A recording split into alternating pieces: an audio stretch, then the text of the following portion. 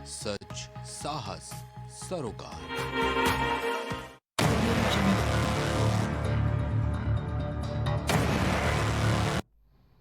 नमस्कार, आप देख रहे हैं प्राइम टीवी। मैं हूं आपके साथ आरती तिवारी। वक्त हो चुका है प्राइम डिबेट का, जहां 10 सीटों का दंगल अब और भीषण होता हुआ नजर आया। जिस प्रकार से हरियाणा में बीजेपी का मंगल हुआ, उसके बाद कहीं न कहीं इंडिया गठबंधन में खटाई पड़ती हुई नजर आ रही। जी हाँ, यूपी में 10 सीटों पर उपचुनाव होने वाले और जिसके लिए सभी पार्टियों ने कमर भी कस ली है। लेकिन कल का जो चुनाव परिणाम सामने आया हरियाणा का, उसके बाद कहीं ना कहीं उसके दूसरे दिन यूपी की तस्वीर बदलती हुई नजर आई। भले ही उपचुनाव को 27 का लिटमस टेस्ट माना जा रहा हो, लेकिन जिस प्रकार से तस्वीरें एकदम से बदलती हुई नजर आई, वो कहीं ना कहीं ये इस ओर इशारा करती हुई नजर आ रही है कि यूपी में क्या दो लड़कों की जोड़ी बरकरार रहेगी। हरियाणा विधानसभा चुनाव में कांग्रेस की बुरी हार का असर उत्तर प्रदेश की राजनीति में साफ तौर पर दिखाई दे रहा है। उधर चुनाव परिणाम आए और इधर 24 घंटे के अंदर ही अखिलेश यादव की समाजवादी पार्टी ने यूपी में 10 सीटों के लिए होने वाले विधानसभा उपचुनाव के लिए 6 सीटों पर अपने प्रत्याशी घोषित कर दिए हैं। समाजवादी पार्टी ने जो लिस्ट जारी की है उसके ऊपर लिखा होगा, यानी कि उस पर यह साफ संदेश देने का प्रयास किया कि एक बार फिर से परिवारवाद को साध कर समाजवादी पार्टी उपचुनाव में उतरती हुई नजर आएगी। तो वही उससे पहले एक बयानबाजी क्या हो रही है, पहले वो सुनाते आपको।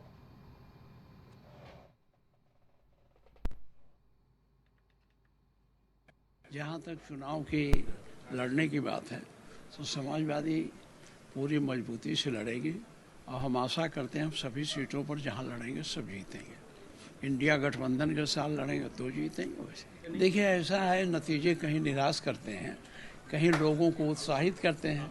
उत्तर प्रदेश का जब नतीजा आया तो भाजपा निराश हो गई थी, याद है ना? तो ये तो होता रहता। हम लोग उत्तर प्रदेश में भाजपा को निकाल बाहर करेंगे। समाजवादी पार्टी अगली बार 17 में पूर्ण बहुमत की सरकार बनाएगी। नहीं, अब देखिए, अभी तो गठबंधन है ही है, उसी के साथ मिलकर लड़ा जाएगा। हरियाणा के चुनाव परिणाम के बाद से समाजवादी पार्टी के नेता और प्रवक्ता जिस तरह से कांग्रेस की आलोचना कर रहे हैं, उससे स्पष्ट हो रहा है कि गठबंधन में गांठें अब बहुत गहरी पड़ गई है। वैसे भी समाजवादी पार्टी का पुराना ट्रैक रिकॉर्ड है कि जिसके साथ भी गठबंधन एक चुनाव में करते हैं, अगले चुनाव से पहले ही गठबंधन तोड़ देते हैं। और जिस तरह से उन्होंने फूलपुर को लेकर के, बजवा को लेकर के अपने कैंडिडेट डिक्लेयर कर दिए हैं, ये स्पष्ट है कि अब सपा और कांग्रेस का गठबंधन ठीक नहीं है। समाजवादी पार्टी उनके साथ अब अपमानजनक व्यवहार करेगी, जैसा अपमानजनक व्यवहार कांग्रेस पार्टी ने हरियाणा में अखिलेश यादव जी के साथ किया था। लेकिन वो गठबंधन करे या ना करे, भारतीय जनता पार्टी अपने गठबंधन के साथ बहुत मजबूती के साथ तैयार है। हमें हरियाणा में जिस तरह का आशीर्वाद मिला है, उससे कार्यकर्ताओं का आत्मबल और बढ़ा है। हम उपचुनाव में सभी की सभी सीटों पर राष्ट्रीय जनतांत्रिक गठबंधन के प्रत्याशी जीत हासिल। फूलपुर, मिल्कीपुर, सीसामऊ, गाजियाबाद, करहल, कटहरी, कुंदर की मजवा, ये सीटें हैं जो किन्हीं कारणों की वजह से खाली हुई। तो वही लोकसभा चुनाव के बाद कई सीटें खाली हुई। इसके अलावा जो कानपुर की सीट है, वो इरफान सोलंकी की सदस्यता रद्द होने की वजह से वो सीट खाली हुई थी। मीरापुर, खैर, फूलपुर, मिल्कीपुर, सीसामऊ, उसके साथ गाजियाबाद, करहल, कटहरी, उसके साथ मजवा सीट पर भीषण लड़ाई है। लेकिन जो 6 सीटों पर उम्मीदवारों पर दाव समाजवादी पार्टी ने चल दिया है, वो आपकी टीवी स्क्रीन पर है, जहां करहल से तेज प्रताप यादव, मिल्कीपुर से अजीत प्रसाद और सीसामऊ से नसीम सोलंकी, यानी कि इरफान सोलंकी की पत्नी को टिकट दिया गया। कटहरी शोभावती वर्मा को इस सीट पर पार्टी ने उतारा और फूलपुर की मुस्तफा सिद्दीकी, मजवा से ज्योति बिंद, यानी कि जो 6 सीटें हैं जिन पर चुनावी परिणाम के साथ साथ जिस प्रकार से हरियाणा में आए, उसके बाद समाजवादी पार्टी ने इन सीटों पर अपने कैंडिडेट खड़े कर दिए हैं। तो वहीं इस लिस्ट में अखिलेश यादव के भतीजे, पूर्व सांसद की बेटी, पूर्व विधायक की पत्नी, वर्तमान सांसद की पत्नी और उसके साथ साथ वर्तमान सांसद के पुत्र को यानी कि बेटे को प्रत्याशी बनाया गया है। वहीं समाजवादी पार्टी ने जिन 6 सीटों पर अपने प्रत्याशियों का ऐलान किया है उनमें मैनपुरी की करहल सीट, कानपुर की सीसामऊ, प्रयागराज की फूलपुर, अयोध्या की मिल्कीपुर, अंबेडकर नगर की कटहरी और मिर्जापुर की मझवा सीट शामिल है। लेकिन इनमें जो 2 सीटें हैं, मिर्जापुर की मझवा और फूलपुर सीट, इन 2 सीटों की मांग कांग्रेस पार्टी कर रही थी। जिस प्रकार से 10 में से 5 सीटों की मांग कांग्रेस पार्टी ने की थी, उनमें से 2 सीटों पर समाजवादी पार्टी ने अपने प्रत्याशी पहले से उतार दिए हैं। तो वही लेकिन जिस प्रकार से मिर्जापुर की मझवा सीट है, इस पे कहीं ना कहीं अजय राय अपने बेटे शांतनु राय को उतारने वाले थे, लेकिन उससे पहले ही यहां पर समीकरण समाजवादी पार्टी ने कांग्रेस पार्टी का बिगाड़ दिया है। तो वही अगर आपको बता दूं कि 2017 में अगर सीसामऊ सीट की बात करूं तो यहां समाजवादी पार्टी 17 और 22 दोनों चुनाव में जीतती हुई नजर आई।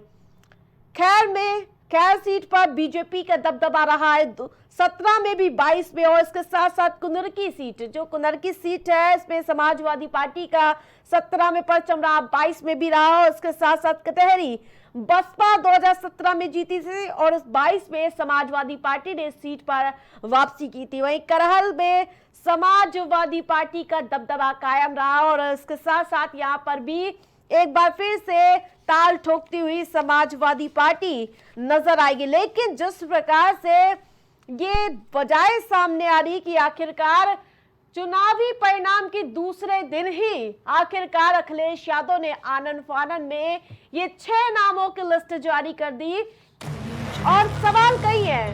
सवाल ये है कि क्या यूपी में इंडिया गठबंधन मजबूती से लड़ेगा, बटेगा या कटेगा? क्या इंडिया के बिखराव का फायदा बीजेपी उठा ले जाएगी? इस दबाव से कब तक अनजान पार्टी रहेगी? कई तरह के सवाल है, उसके लिए हमारे साथ पैनलिस्ट भी जुड़ चुके हैं, उनका परिचय आपसे करा देती हूँ। जहां पंकज रस्तोगी वरिष्ठ पत्रकार हमारे साथ जुड़ चुके हैं, किशोर यादव बीजेपी से हमारे साथ जुड़ चुके हैं, यश भारती समाजवादी पार्टी से जुड़े हुए, तो वही डॉक्टर हरिनाथ उपाध्याय कांग्रेस पार्टी से हमारे साथ जुड़ चुके हैं। किशोर यादव जी, सबसे पहला सवाल आपसे ही रहेगा, किसी भी दल में क्या हो रहा है, दूसरे के घर में झांकने की आखिरकार पार्टी की आदत कब जाएगी? जी, हमने इसके पहले डिबेट में हरियाणा के बारे में बताया था कि अंतिम में ये लोग ईवीएम पे आ जाएंगे। जब ये चुनाव हारेंगे तो इनके पास कोई बहाना और विकल्प नहीं होगा और ईवीएम पे आ जाएंगे। इन्होंने सारी ताकत लगा के अपने अहंकार में लड़ लिया और जब इन्होंने समाजवादी पार्टी को हरियाणा में यह कहा हुड्डा जी ने, इनकी क्या हैसियत है यहाँ पे, कहीं कुछ नहीं है, तो अखिलेश जी ने भी उनको औकात दिखा दिया और ये बता दिया कि हाँ, आपकी कांग्रेस की कोई औकात उत्तर प्रदेश में नहीं। ये दोनों आपस में लड़ रहे हैं लोग, इससे भारतीय जनता पार्टी का कोई मतलब नहीं है। भारतीय जनता पार्टी ने जिस तरह प्रदर्शन किया है हरियाणा में और जम्मू कश्मीर में, हम चुनाव सरकार नहीं बना पाए, लेकिन हम अगर 29 सीटों पे, पिछली बार हम 25 सीटों पे जीते थे, इस बार हमने 29 सीट पर चुनाव जीता है कश्मीर में, जम्मू कश्मीर में। लेकिन लोकसभा चुनाव में तो मुंह की खाए थे ना आप जी, हम आ रहे हैं उस पे, ओवर कॉन्फिडेंस नहीं है, सही है सर जी जी, लेकिन हम कश्मीर में जिस स्थिति में पहुंचे हैं, आप बताइए, कांग्रेस वहां 31 सीट पे लड़ी और 6 सीट पे जीती, हम तो वहां 29 सीट जीते हुए हैं। अब जम्मू में हमारी जो पोजीशन बनी है, उस कश्मीर में हम एक मजबूत विपक्ष के रूप में आज वहां खड़े हुए हैं। वही हाल आपका महाराष्ट्र में हुआ, उत्तर प्रदेश जहां तक उपचुनाव है, आरती जी आप देखिए होंगे जो बड़े बड़े दंगल होते हैं, तो ये थोड़ा बहुत छोटे पहलवान पहले दंगल में आ जाते हैं, वो अपनी कुश्ती लिखवाते हैं और लड़ते हैं। हमेशा बड़े पहलवान जो दंगल में आखिरी में आते हैं, उनको आखिरी में फ्लैश किया जाता है और दंगल में बड़े पहलवान आखिरी में लड़ते हैं। तो भारतीय जनता पार्टी इन तमाम जो चुनाव है, इस पे इनके प्रत्याशी तो भारतीय जनता पार्टी का हर कार्यकर्ता लड़ने की स्थिति में रहता है। भारतीय जनता पार्टी अपने एक साल चुनाव नहीं लड़ती है, ये लोग जैसे केवल उपचुनाव चुनाव पर लड़ेंगे, भारतीय जनता पार्टी तो अब देखी होंगी, हमने पूरे दुनिया में सबसे ज्यादा सदस्यता बना के आज हिंदुस्तान में भारतीय जनता पार्टी का ठीक है। पहला स्थान होने जा ठीक रहा है, लौटूंगी। हम चुनाव भी लड़ रहे हैं, ठीक हम है। सदस्यता बना रहे हैं, तो हम गांव में जा रहे हैं, ठीक है, हम क्षेत्रों में जा रहे हैं, लोगों के बीच में जा रहे हैं। ठीक है, उनकी लौटूंगी। हरिनाथ जी, जी, जी। ठीक है, तो हम लड़ रहे हैं चुनाव। ठीक इनके है। हरिनाथ प्रत्याशी जी, कुछ होने से कोई फर्क इस नहीं दबाव पड़ता। से कब तक अनजान रहेगी पार्टी? मिर्जापुर की जो मझवा सीट थी, वहां पर तो अजय राय ने अपने बेटे शांतनु राय को उतारने की तैयारी कर रही थी, लेकिन हरियाणा में रिजल्ट आए और उसी के एक दिन बाद उम्मीदवार घोषित कर दिए गए। तो क्या आप लोगों को सारी पार्टियां घेरने की कोशिश कर रही हैं?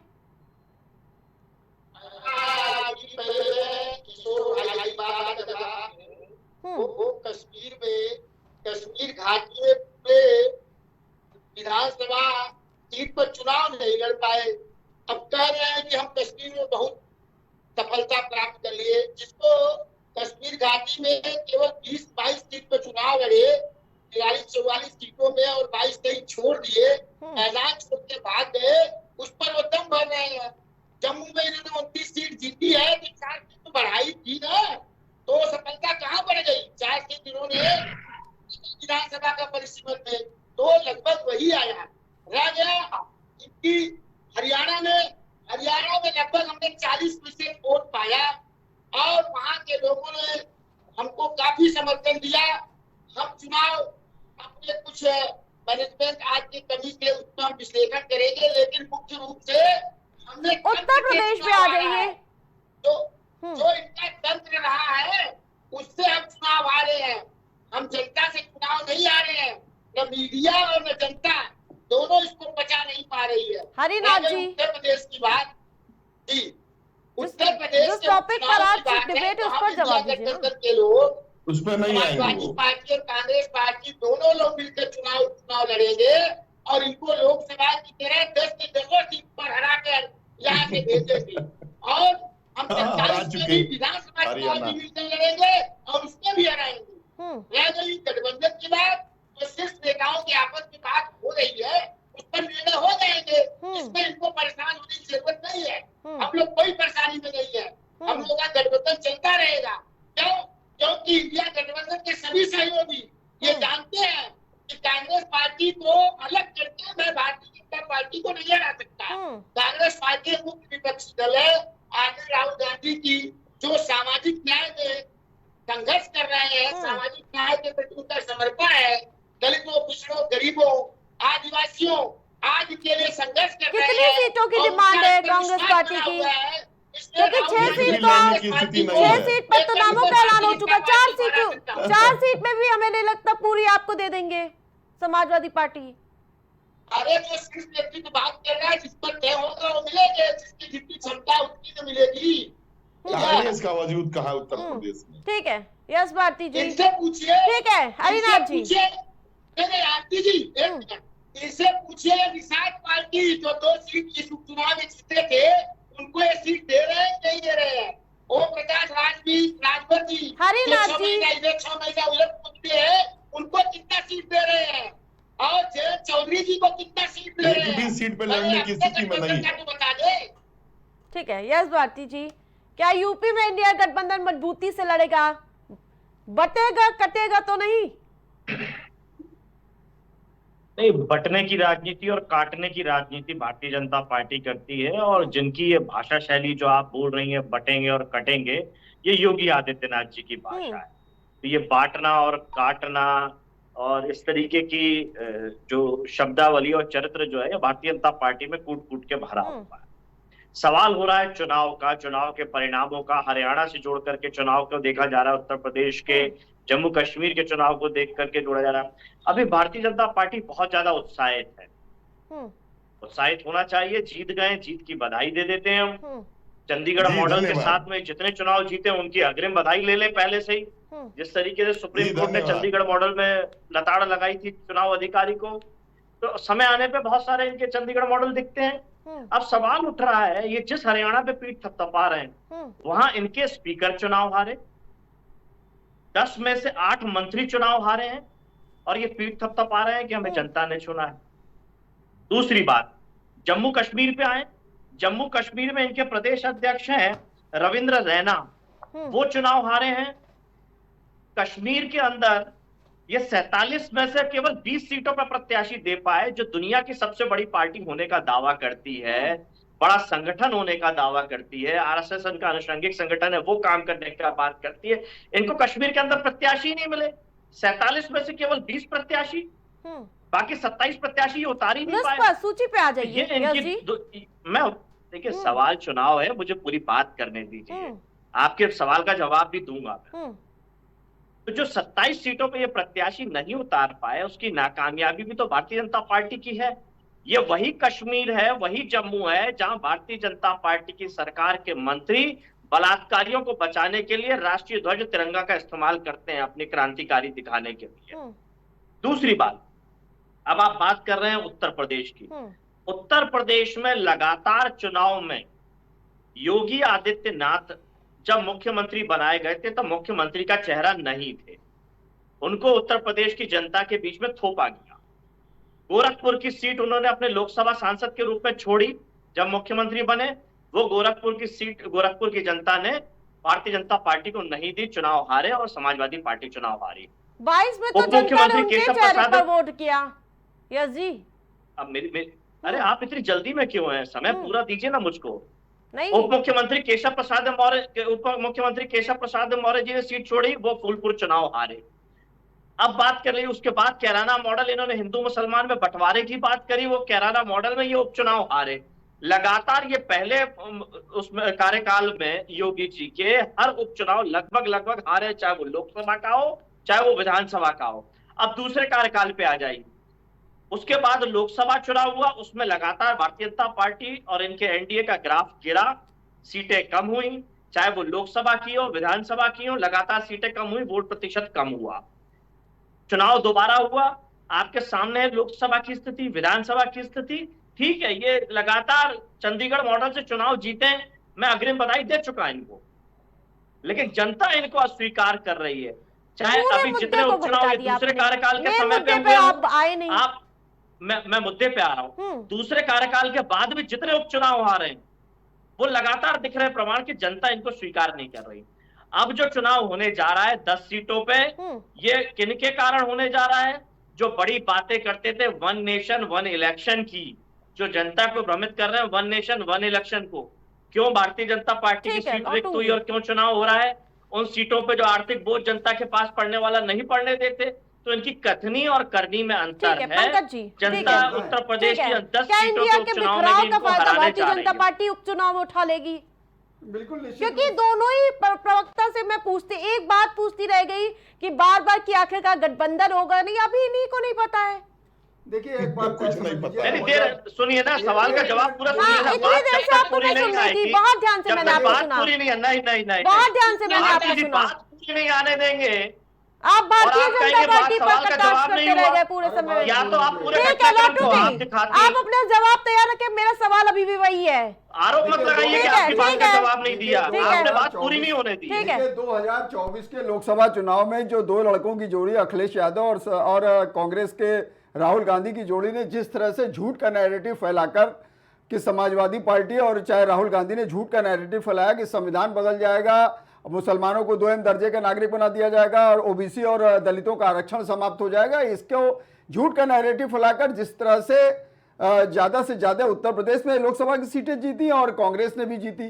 तो सवाल इस बात का है कि वो झूठ का नैरेटिव फेल हो चुका है और हरियाणा में जनमानस ने दिखा दिया है ओबीसी समुदाय की ज्यादातर सीटें चाहे दलित समुदाय की हो चाहे अन्य बिरादरी की हो, सभी सीटें देखिए सामान्य बिरादरी की हो चाहे जाटों का हो, सभी वोटों का प्रतिशत जो है बीजेपी के खाते में गया और बीजेपी ने वहां प्रचंड बहुमत के साथ सरकार बनाई और सारे जो आपके वो समीकरण थे जो एग्जिट पोल के वो ध्वस्त हो गए और उसको ध्वस्त करते हुए भारतीय जनता पार्टी ने एक बड़ी जीत बनाई, जिससे जो है आज भारतीय जनता पार्टी को लोकसभा चुनाव के बाद में मिली हार के बाद जो बहुमत नहीं मिल पाया उसको, एनडीए को तो नहीं मिल पाया उसको बहुमत, एनडीए में के हिसाब से तो बहुमत उसने प्राप्त कर लिया, लेकिन जो इंडिविजुअल उसकी सीटें थी वो कम हो गई।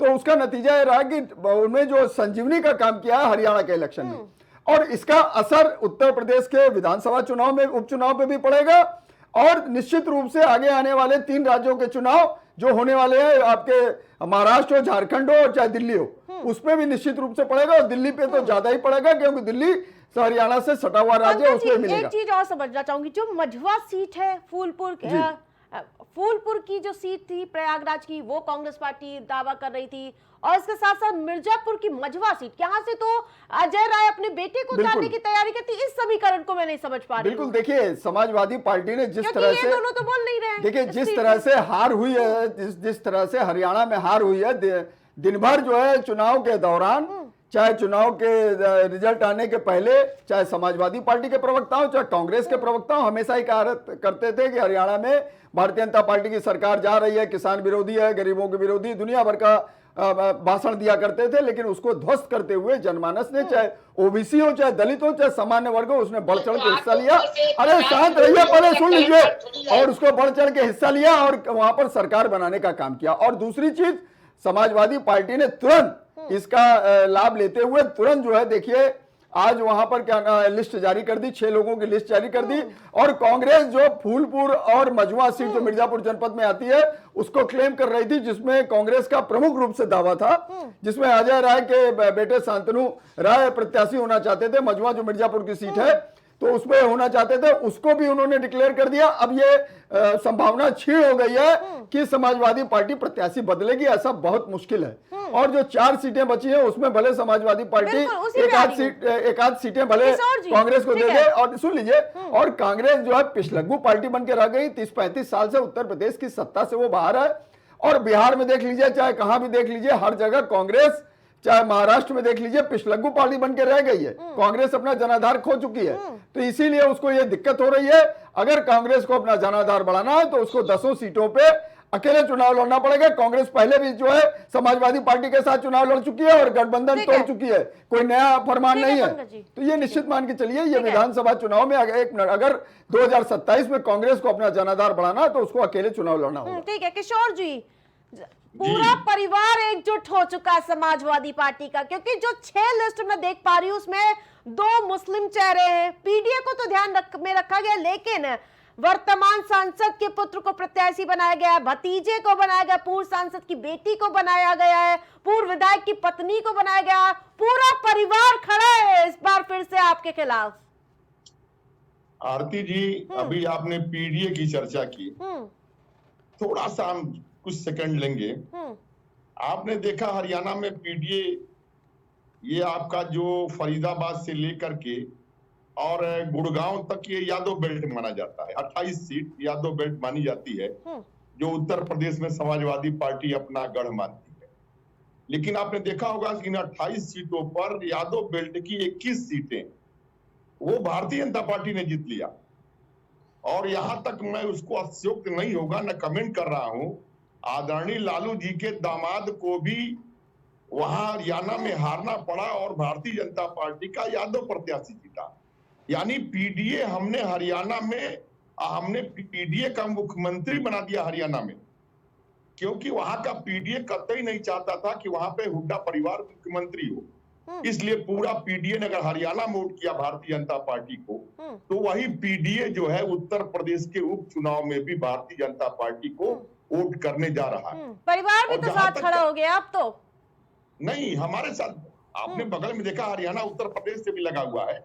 आप देखें, फरीदाबाद से लेके गुड़गांव तक 28 सीटें हैं, जो सबसे ज्यादा अहिलवार कहा जाता है। वहां भारतीय जनता पार्टी जीत गई, 21 सीट जीती है। यानी 70 से 80% यादव समाज ने, जिस तरह 100% यादव समाज ने मध्य प्रदेश में वोट कर दिया आदरणीय वहां के मोहन यादव को। वहां भी कमलनाथ ने कहा था कि अखिलेश वो अखिलेश। यहाँ भी आपने देखा, ये तो ये सही है कि कांग्रेस का कोई जनाधार, ये अखिलेश जी भी जानते हैं कि उत्तर प्रदेश में कहीं कांग्रेस का हो तो एहसान माने लोग अखिलेश यादव का कि पार्लियामेंट के चुनाव में 17 सीट दे दिए। अब उनके अखिलेश के वोट पर 6 सीट कांग्रेस जीत गई। आज की तारीख में आरती जी 403 में से एक भी सीट जीतने की स्थिति में कांग्रेस नहीं है। लड़ाई सीधे भारतीय जनता पार्टी और समाजवादी पार्टी में होने जा रही है। कांग्रेस पार्टी अपना वजूद बनाए उत्तर प्रदेश में और तब मैदान में आए कौन किसको उतारेगा, लड़के को बेटे को। लड़ाई तो भाजपा और सपा के बीच होने जा रही है। कांग्रेस तो दर्शक दीर्घा में है, ये अगर अखिलेश एक आध सीट दे देंगे तो उसमें ये थोड़ा जीवित हो जाए। डॉक्टर उत्तर प्रदेश में ये समाप्त हो चुकी है, कहीं इनका वजूद नहीं है, इसलिए वो झूठे उनके प्रदेश अध्यक्ष कई लोग मांग रहे हैं एक आध सीट गाजियाबाद, हमको लग रहा अखिलेश जीत देंगे एक सीट गाजियाबाद, बाकी 9 सीट अखिलेश देने वाले नहीं है, क्योंकि उत्तर प्रदेश में सिर्फ समाजवादी पार्टी और भाजपा जंग होनी है। जी वो हमारे यहाँ कितनी सफलता पाई और 2024 में लोकसभा सीट में जब वो हमारी कह रहे हैं मजबूत नहीं है, हम लोग 43 सीट जीते, इनको 33 पर ला दिए। ये तो कांग्रेस से बौखलाए हुए हैं, ये जानती है कि कांग्रेस पार्टी भाजपा को देश से हटा सकती है, तो इसलिए हम पर ये कह रहे हैं। दूसरी बात पीडीए की बात कर रहे हैं हरियाणा में लेकर, दलित पीडीए में आता है, हरियाणा में क्यों नहीं बना दिया मुख्यमंत्री है, एक भी दलित मुख्यमंत्री नहीं है इनके, और ये पीडीए के व्यवहार करे हुए हैं और ये पीडीए की बात करते हैं। दूसरी बात हरियाणा में ये तो किस तरह से चुनाव जीते ठीक है, जीत गए उपचुनाव पे भी तो आ जाइए सर, चुनाव पे आ जाइए। 3 दिन पहले हरियाणा छोड़ के भाग गए, उनको मालूम था, पूरी जनता को मालूम था कि यहाँ पर जीत नहीं रहे, उपचुनाव पर आ जाइए सर। जीते क्या किए, उसमें नहीं आएंगे, परिषद का ईवीएम मशीन चालू मिल रही है, इस सब भी जनता अपनी पार्टी का तो रुख कम से कम साफ कर दीजिए। चंडीगढ़ माने से चुनाव नहीं है क्या चुनाव जीते हैं, हमने साफ कर दिया। उत्तर प्रदेश की बात, ये उत्तर प्रदेश समाजवादी पार्टी ने तो अपना रुख साफ कर दिया, 6 सीटों पे परिवारवाद के साथ और 2 मुस्लिम चेहरे, ठीक है। किसानी को कितने सीट दे रहे हैं, आपको मुंह की खानी पड़ी कहीं ना कहीं। किसी को ये जो है वो प्रकाश जी को कितना दे रहे हैं, अपने गठबंधन की चिंता करें। किस बात का गठबंधन है आप लोगों का भाई? हमारा इंडिया गठबंधन है और इसको उत्तर प्रदेश से उखाड़ के देना है गठबंधन। हम किस बात का गठबंधन है बताइए? आपको पता तक नहीं है कि लिस्ट जारी हो गई?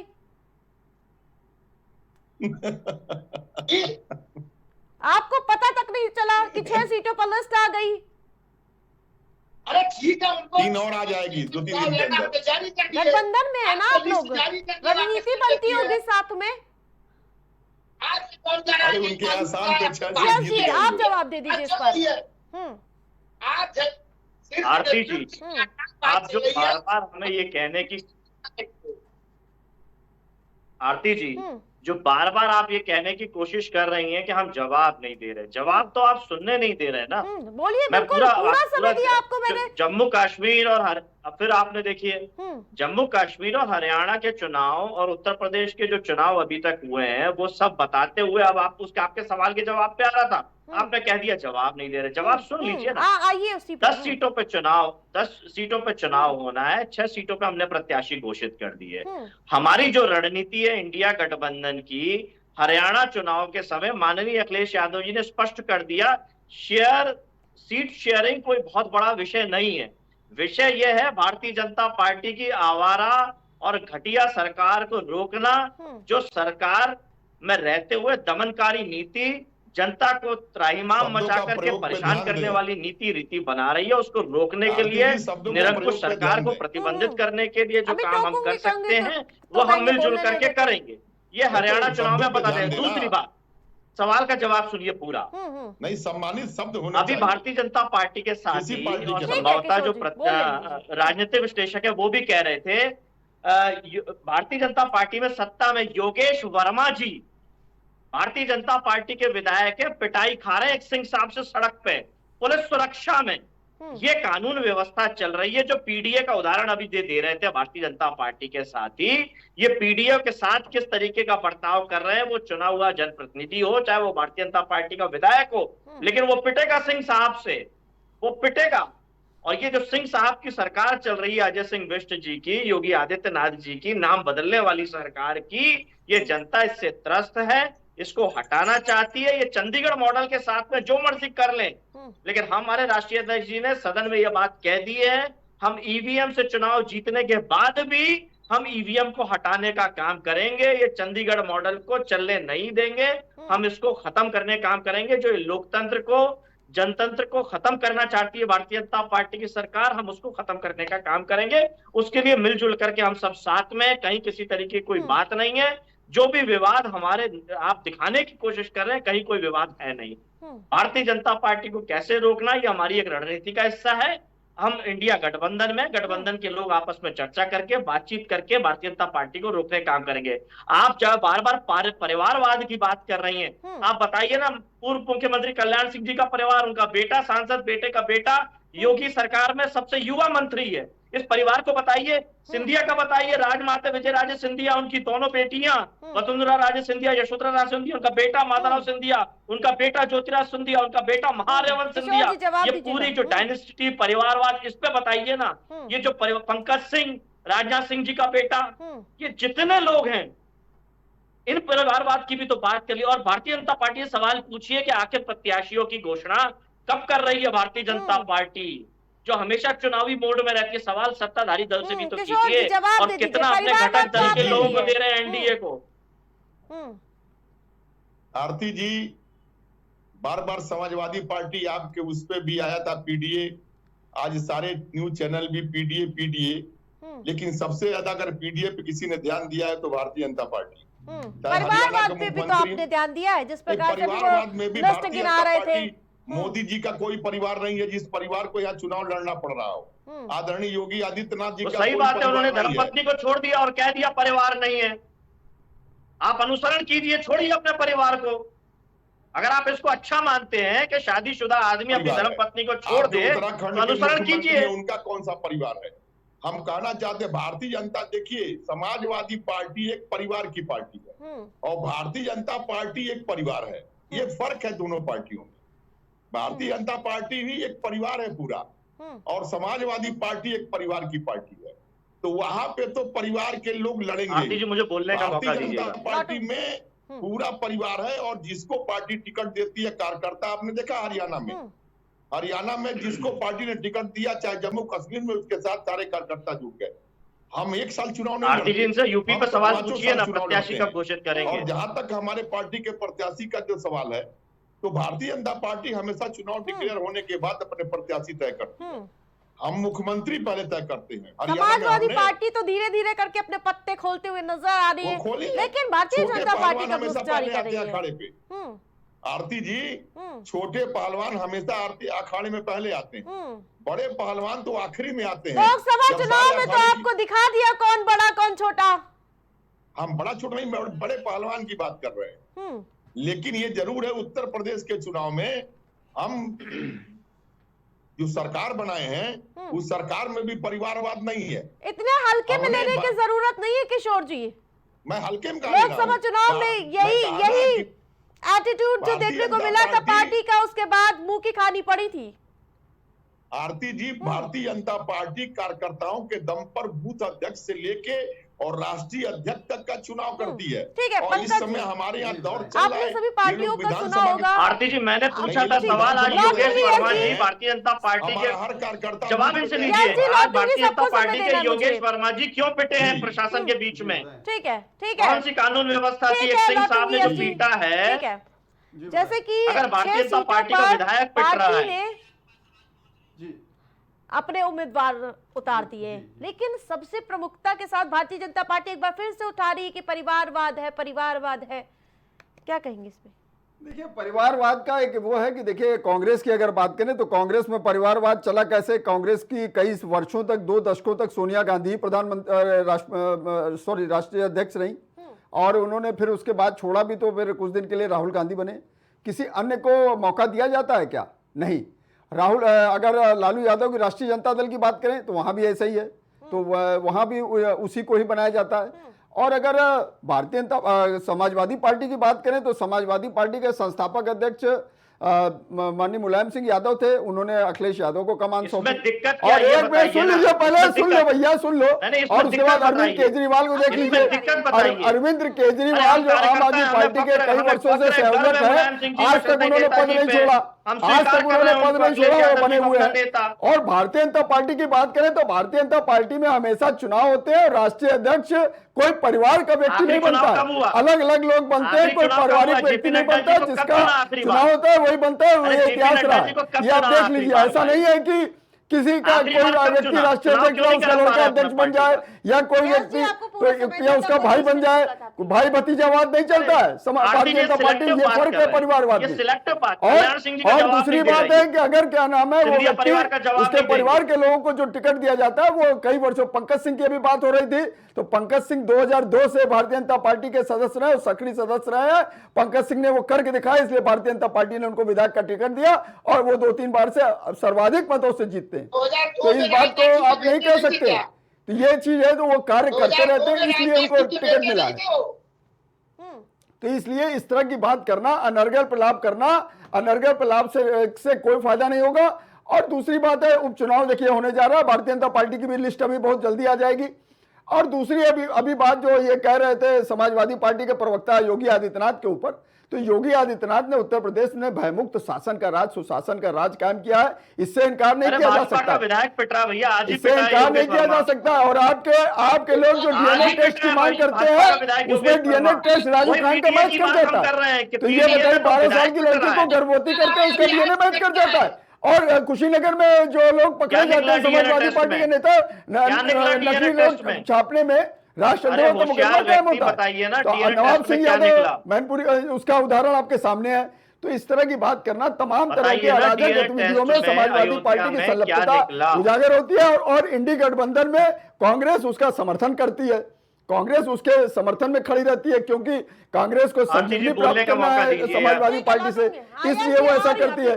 और आप जान लीजिए कि अभी 10 सीटों में कांग्रेस को अब कुछ मिलने वाला नहीं है, क्योंकि समाजवादी पार्टी ने पहले उनको घेरने का काम किया। जो 2 मुख्य सीटें, भाई फूलपुर, सुन लीजिए, फूलपुर और मझवा, जो जिसपे कांग्रेस का मुख्य वो था, वहां पर जो मझवा में तो कांग्रेस का जनाधार रहा है, कांग्रेस कई बार वहां से विधायक रही है, वो रहे, लोकपति त्रिपाठी का परिवार रहा है। तो ये सब ये इसलिए जो है हमने प्रयास किया, लेकिन वो नहीं हो पाया। तो ये मान के चलिए, इसलिए हमें ये मान के चलिए कांग्रेस को 4 सीटों में कौन सी सीट मिलेगी, ये बड़ा मुश्किल है। ठीक है, यस जी। आरती जी, पहली बात तो ये दो भाजपा प्रवक्ताओं से बात करना बड़ा मुश्किल हो जाता है। देखिए, प्रवक्ता नहीं है, मैं वरिष्ठ पत्रकार हूँ, मैं वरिष्ठ पत्रकार हूँ, मैं कोई प्रवक्ता नहीं हूँ। जो विश्लेषण है उसको सुनिए, मैं कोई प्रवक्ता नहीं, मैं वरिष्ठ पत्रकार हूँ, मेरी बात को सुनिए, उसको विश्लेषण करिए। आरती जी, अरे हम ठीक है ना आरती जी, मैंने भी तो वही बात का, जो विचारधारा उसी पे तो कहा मैंने।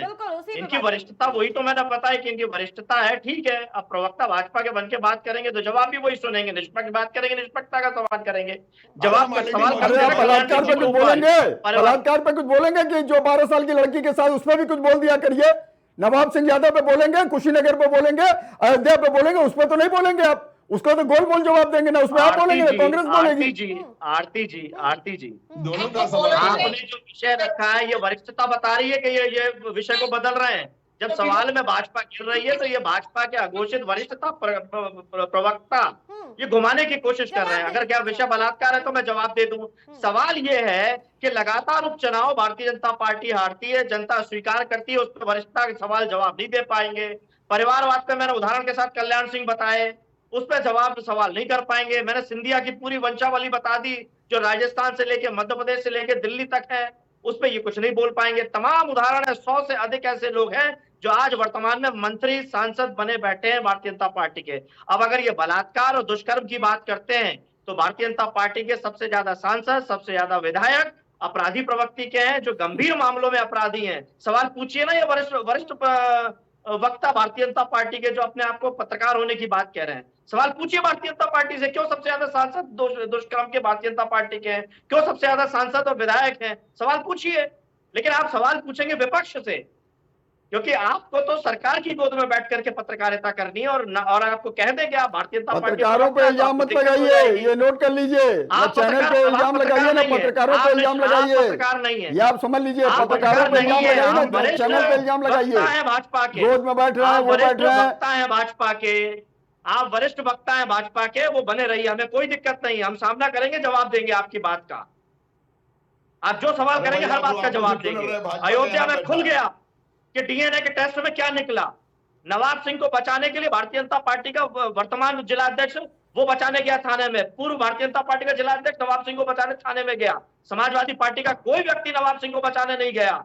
सवाल पूछिए भारतीय जनता पार्टी से, वरिष्ठ प्रमुख वक्ता भारतीय जनता पार्टी के सवाल पूछिए भारतीय जनता पार्टी से, आप नहीं पूछ पाएंगे। आप सवाल पूछेंगे विपक्ष से, आप सवाल पूछेंगे मजबूत उस स्थिति से जो पीडीए की लड़ाई लड़ रहा है, जो आरक्षण की लड़ाई लड़ रहा है, जो जातीय भेदभाव खत्म करने की बात करता है, जो मुख्य धारा में लाने के लिए संघर्ष कर रहा है, आप उससे सवाल करेंगे। आप सिंह साहब से सवाल नहीं कर पाएंगे जो योगेश वर्मा जी के चुने हुए भारतीय जनता पार्टी विधायक को पीटने का काम करते हैं।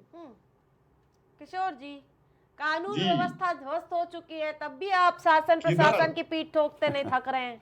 किधर मैं आरती जी कुशीनगर का रहने वाला हूँ, और कुशीनगर में हमको लग रहा है कि हिंदुस्तान का सबसे बड़ा रैकेट जो नोट छापने का पकड़ा गया वह मेरे जिले में भी है, और मेरे जिले में जो मेन उसका बास पकड़ा गया। देखिए, हर एक बड़े चीज में समाजवादी पार्टी के नेता या पूर्व जिलाध्यक्ष जो सामने आ जाता है। भाई मैं आप झूठे आप जांच का छुपने का प्रयास करते हैं क्या? इन्होंने बड़ा हल्ला मचाया, अयोध्या में क्या निकला? छुपने का प्रयास करती है क्या भारतीय जनता पार्टी?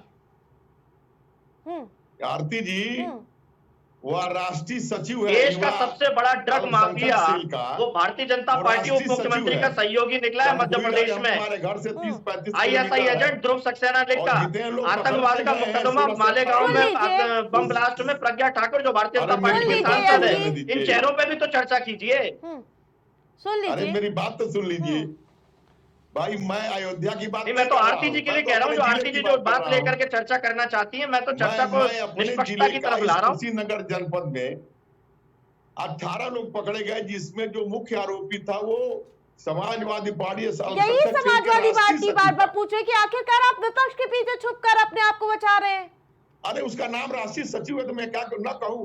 हम अगर जिला संयोजक है कुशीनगर जनपद के, हम किसी कांड में पकड़े जाएंगे तो अभी आप ही की टीवी पे आएगा कि किशोर यादव एडवोकेट। आरती जी, नोटबंदी लाई गई थी इसीलिए कि सारे धंधे बंद हो जाएंगे, तो नोटबंदी विफल हो गई, उसके लिए माफी मांगे भारतीय जनता पार्टी की सरकार। बताइए उनके नाम के साथ नहीं लगाया जाएगा, किसके नाम के साथ लगाया जाएगा?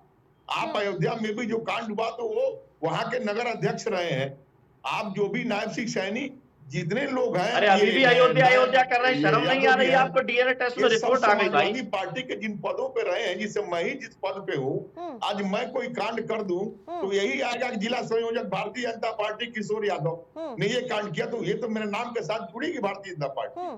तो इनके अगर इनका कार्यकर्ता किसी कांड में है, नोट छापने में है, और राष्ट्रीय सचिव अल्पसंख्यक। आरती जी, आप हम जब जवाब कहते हैं तो आप कहती हैं चुनाव पे बात करो, चुनाव पे बात करो। भारतीय जनता पार्टी और ये वरिष्ठ प्रमुख वक्ता जब चुनाव से भाग जाते हैं तो आप दूसरी बात पर चर्चा कराती हैं। तो मैंने पूछ लिया, कानून व्यवस्था पर आप ही ने पूछा था ना, मैं तो ये कहा कि भाजपा का विधायक पिट रहा है, उस पर जवाब दीजिए। प्रदेश में आरती जी तो आप चले गए कि सब हर प्रमुख चीज के पीछे सपा का आदमी निकलता है, आप भी सवाल करने लगे।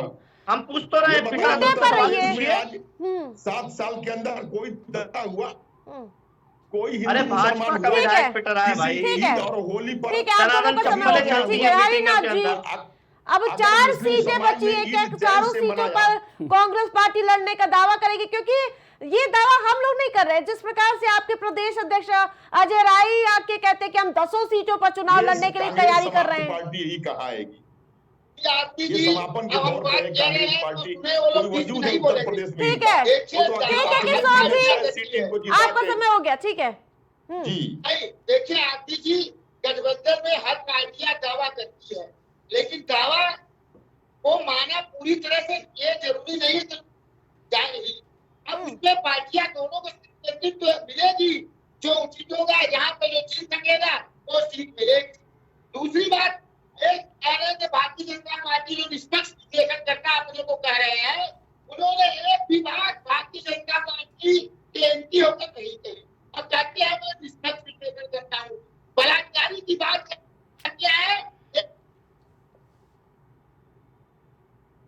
हरिनाथ जी की आवाज चली गई, लेकिन पंकज जी जिस प्रकार से अब 10 में से हर वोटर को 5-5 वोटें कराना है, नहीं हुआ अभी तक, ऊपर से मुख्यमंत्री न हिंदू मुसलमान हुआ। ये है हमारा शासन। ईद और बकरीद, होली सब अच्छी से हरिनाथ जी, मेरा प्रश्न पर उत्तर दे दीजिए आप। दुर्गा पूजा भी कायदे से बीत रहा है। उसके से जुड़े हुए लोग भाजपा के थे और उसका जो विरोध लड़के कर रहे हैं, भाजपा को कटाक्ष कर लीजिएगा, लेकिन हमारे प्रश्न का भी जवाब दीजिए। वो नहीं आएंगे, सही जवाब पर नहीं आएंगे, हमसे बात करें तो। भारतीय जनता पार्टी बलात्कारियों का संरक्षण करने वाली पार्टी है जी। और ये हमेशा बलात्कारियों का संरक्षण करती है, दूसरे का आरोप लगाती है। विपक्षी नेताओं को उपचुनाव का लाभ लेने के लिए सूची मुकदमे में फंसाने का अब उपचुनाव पर आ जाइए, डिबेट खत्म होने को है। उपचुनाव की तो बात हमने क्या किया? उपचुनाव गठबंधन के लोग और भारतीय जनता पार्टी कितनी सीटों पर? बनाएंगे। कितनी सीटों पर? 10 पर। इतनी सीट उच्च नेतृत्व बात करेंगे, जो निर्णय होगा उसमें जो फाइनल होगा उतनी सीट पर लड़ेंगे। ठीक है जी। यस जी, ठीक है, लौटूंगी। यस जी, लास्ट कमेंट। 10 में से 6 सीटों पर तो आपने प्रत्याशी उतार दिए हैं, क्या 4 सीटों पर कांग्रेस पार्टी को आप हिस्सेदारी देंगे या अकेले ही लड़ेंगे? मिलजुल करके तय कर लेंगे। सीट शेयरिंग कोई बहुत बड़ा विषय नहीं है। माननीय अखिलेश यादव जी हरियाणा चुनाव के संदर्भ में कह चुके हैं, मूल विषय यही है। भारतीय जनता पार्टी की निरंकुश सरकार, आवारा सरकार, जो जनहित के फैसले लेने में नाकामयाब है, जनता को परेशान करती है, प्रताड़ित करती है, उसको रोकना मुख्य उद्देश्य है हमारा। और जनता ने हमें भरपूर आशीर्वाद दिया। लोकसभा में, विधानसभा में लगातार भारतीय जनता पार्टी को कमजोर करने का काम जनता कर रही है। बरगलाने का काम, धोखा देने का काम भारतीय जनता पार्टी करती है और हम प्रमुखता के साथ में भारतीय जनता पार्टी को रोकने का काम उत्तर प्रदेश में कर रहे हैं, जिम्मेदारी के साथ ये काम कर रहे हैं। और आप देखिएगा इस चुनाव में भी भारतीय जनता पार्टी की बुरी हार होने जा रही है। ठीक है, किशोर जी। जी आरती जी, भारतीय जनता पार्टी, मैं कहा ना, बूथ से लेके और राष्ट्रीय अध्यक्ष तक चुनाव लड़ रही है। 5 साल चुनाव लड़ती है और हमेशा चुनाव के बाद भारतीय जनता पार्टी अपने प्रत्याशी डिक्लेयर करती है, वो हो जाएगा। और इन लोगों के पास कोई मुद्दा नहीं है, हमारे पास सुशासन का मुद्दा है। हमने ईद, होली, बकरीद और ये दुर्गा पूजा पूरे 7 साल में सम्मान से और शांति से मनाया है। हमने सबका साथ, सबका विकास, सबका प्रयास और सबके विश्वास के दम पर हम चुनाव मैदान में हैं।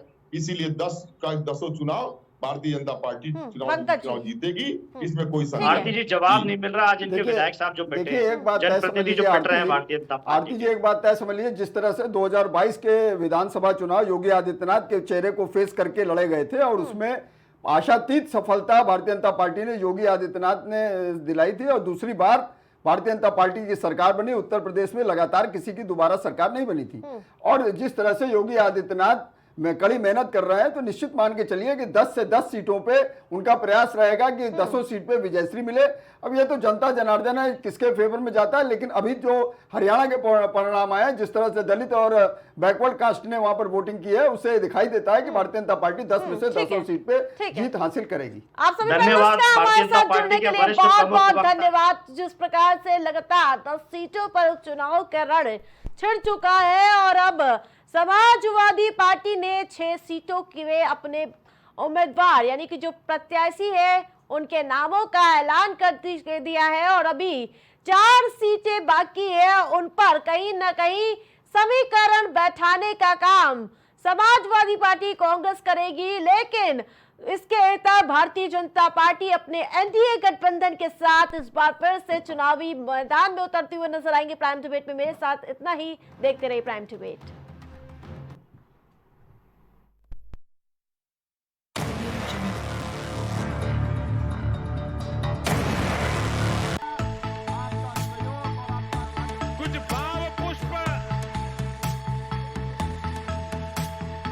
आप देख रहे हैं प्राइम टीवी, सच साहस सरोकार।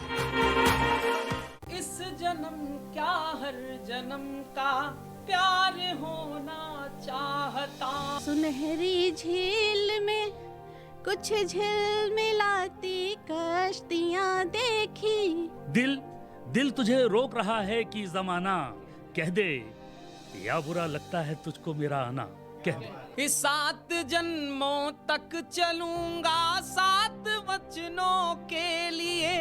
ये मौसम आशिकाना है, चले आओ कहीं से तुम। राज़े हयात क्या है समझना है अगर तुझे, पानी के बुलबुले पे नजर डालकर तो देख।